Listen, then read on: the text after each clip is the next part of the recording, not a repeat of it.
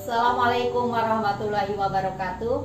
Selamat bertemu kembali anak-anakku kelas 9. Mari kita lanjutkan materi IPS kita bab 4 tentang perkembangan ekonomi politik Indonesia pada masa kemerdekaan. Semoga kalian ada dalam keadaan sehat walafiat, diberkahi dan diberi kemudahan. Pada pertemuan yang lalu kita sudah membahas tentang perjuangan mempertahankan kemerdekaan Indonesia melalui diplomasi. Seperti biasa, sebelum lanjut ke materi inti, kalian harus tahu tujuan pembelajaran agar kita fokus pada materi pembelajaran. Tujuan pembelajarannya ada dua, yaitu kalian harus dapat menguraikan perkembangan politik pada masa kemerdekaan.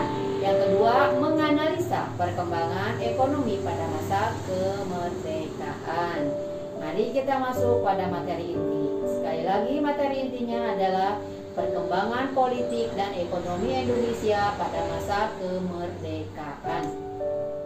Mari kita bahas tentang perkembangan politik Indonesia dulu pada masa kemerdekaan. Yang pertama kita bahas adalah tentang Republik Indonesia Serikat. Nah, RIS ini berdiri pada tanggal 27 Desember 1949 dengan Undang-Undang Dasar sementara sebagai konstitusinya, itu sebagai undang-undang ya.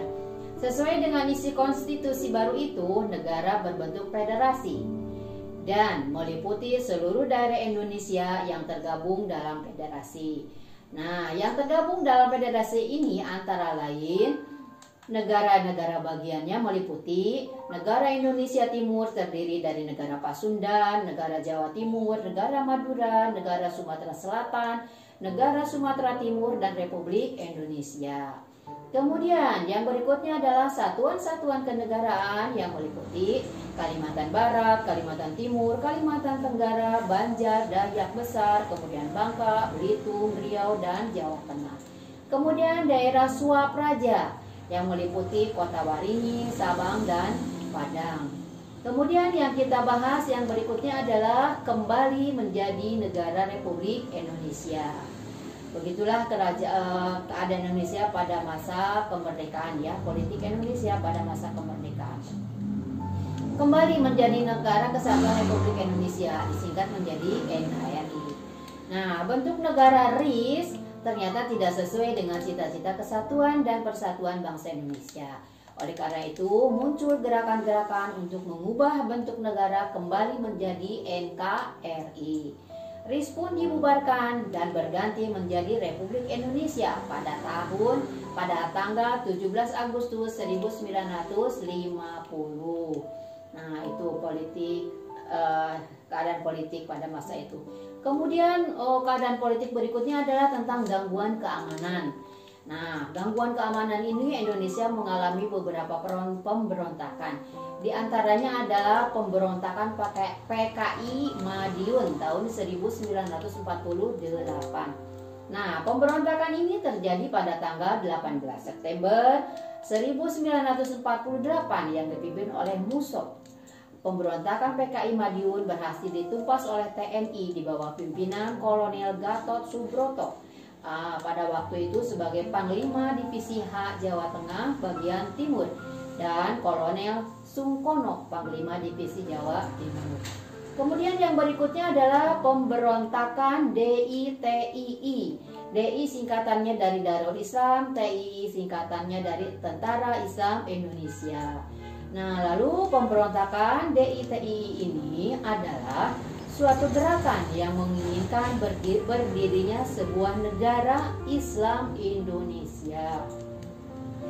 Nah, pemberontakan DITII terjadi di mana saja?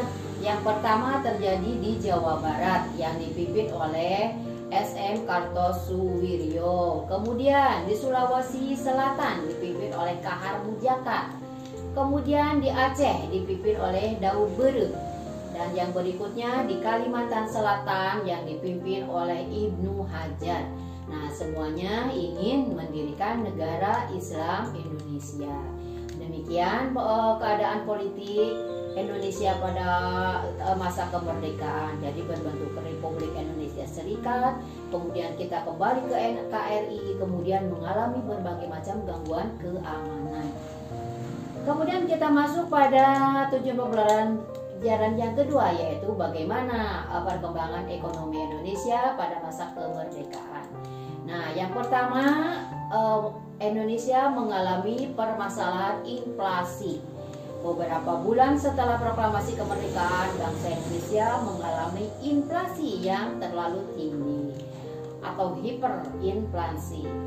Inflasi terjadi karena mata uang Jepang beredar secara tak terkendali. Untuk mengatasi masalah ini, pemerintah mengambil kebijakan berlakunya uang de Javase Bank, mata uang pemerintah berhindia Belanda, dan mata uang pendudukan Jepang. Kemudian yang dilakukan berikutnya adalah blokade laut. Blokade laut dilakukan oleh Belanda mulai pada bulan November 1945. Blokade ini menutup pintu keluar masuk perdagangan Indonesia. Akibatnya, barang-barang dagangan milik Indonesia tidak dapat diekspor dan Indonesia tidak dapat memperoleh barang-barang impor yang sangat dibutuhkan. Upaya menghadapi blokade laut. Yang pertama, melaksanakan program pinjaman nasional. Yang kedua, melakukan diplomasi ke India. Nah, jadi pada tahun 1946, Indonesia membantu pemerintah India yang tengah menghadapi bahaya kelaparan dengan mengirimkan beras seberat 500.000 ton. Sebagai imbalannya, pemerintah India menjanjikan akan mengirimkan bahan pakaian yang sangat dibutuhkan oleh rakyat Indonesia. Kemudian yang ketiga, mengadakan hubungan dagang langsung ke luar negeri. Untuk mengadakan hubungan dagang ke luar negeri itu dirintis oleh Banking and Trading Corporation atau BTC, suatu badan perdagangan semi pemerintah. Nah, itulah materi yang dapat Ibu sampaikan. Kita masuk pada sesi evaluasi. Evaluasi yang pertama, bagaimana perkembangan politik Indonesia pada masa kemerdekaan? Yang kedua, jelaskan pula perkembangan ekonomi Indonesia pada masa kemerdekaan. Sudah kita bahas ya. Untuk materi selanjutnya, kita akan membahas tentang kehidupan masyarakat Indonesia pada masa kemerdekaan.